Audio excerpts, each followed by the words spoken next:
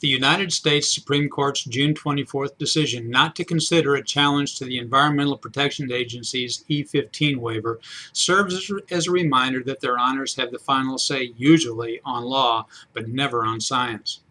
Trying to accommodate impossibly ambitious requirements for ethanol and gasoline, EPA is raising the blending limit to 15% from 10%. Fuel and engine makers fear they'll catch blame for damage caused by the extra alcohol, warnings about which they say EPA has ignored.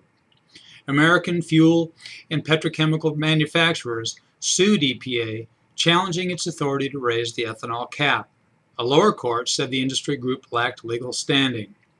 While the Supreme Court's refusal to hear the case on appeal is strictly a legal opinion, politics will give the judgment authority beyond its scope. Politics works that way.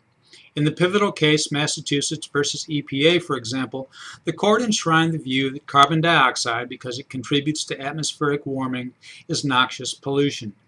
In that 2007 ruling, the court compelled EPA to regulate CO2 as a Clean Air Act pollutant if it determined that an accumulation of the gas endangered public health.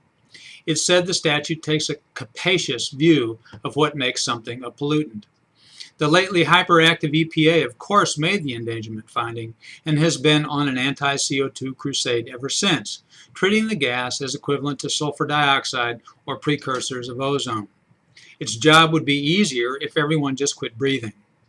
Now, expedient abbreviation makes elemental carbon a pollutant.